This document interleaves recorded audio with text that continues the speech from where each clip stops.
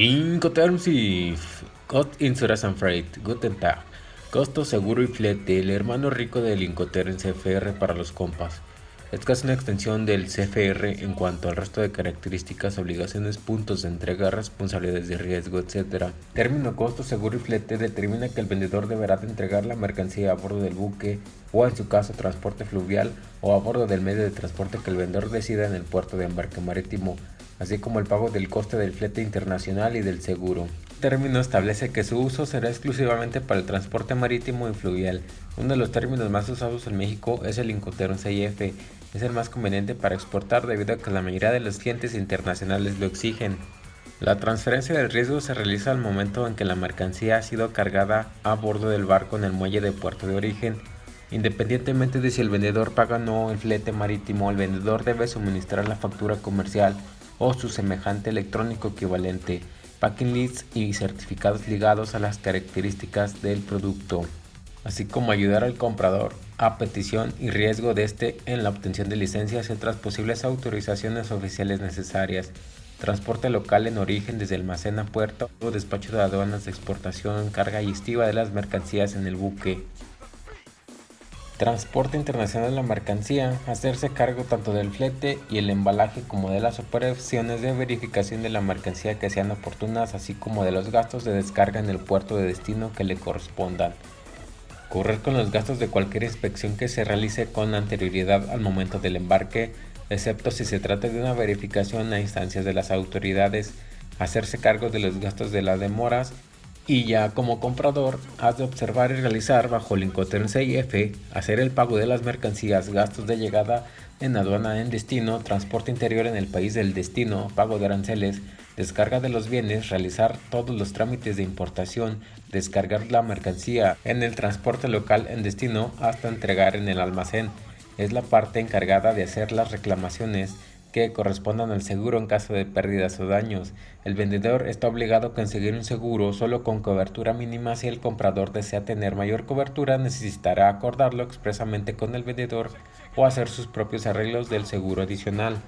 El seguro será conforme a la cobertura mínima, cubriendo el precio de la mercancía según el contrato de compraventa más un porcentaje, es decir, se valora entre un 10 y un 15% extra de su valor.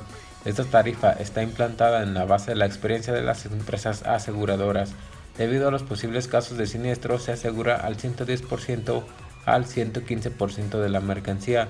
Esto es porque muchas aseguradoras entienden que en caso de siniestros los gastos y reclamaciones pueden ascender a estos porcentajes.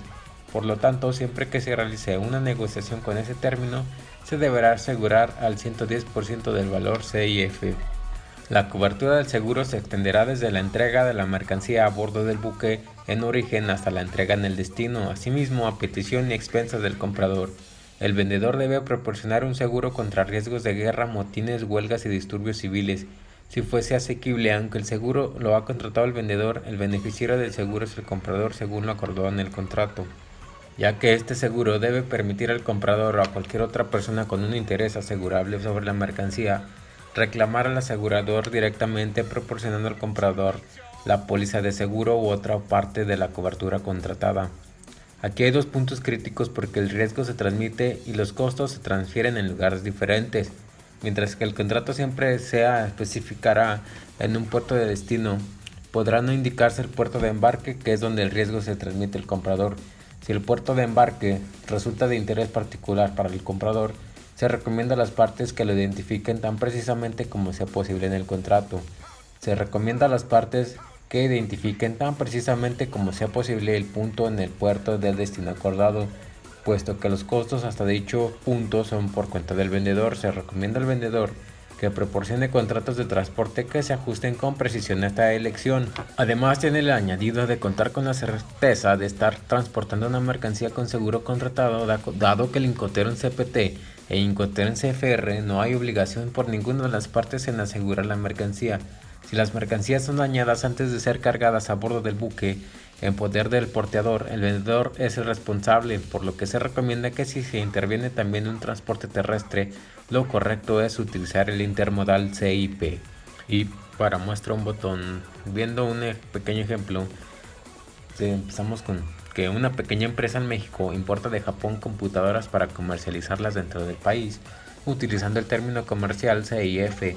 Las computadoras establecieron que para la entrega, la empresa japonesa realizará la entrega y el despacho de la exportación de las mercancías en el puerto de embarque de Yokohama, por así decirlo.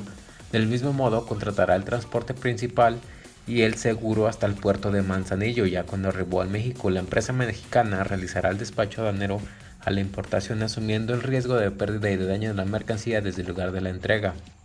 Y ojo aquí porque como el transporte está fuera del control del cliente y muchas empresas pueden ser usadas para las diferentes etapas del envío, puede ser difícil obtener información del estatus de la carga. Después de todo, el cliente no es el cliente del transportista, por lo que esto no está obligado a satisfacer sus necesidades. Además, los bienes están asegurados hasta su llegada en el puerto de destino.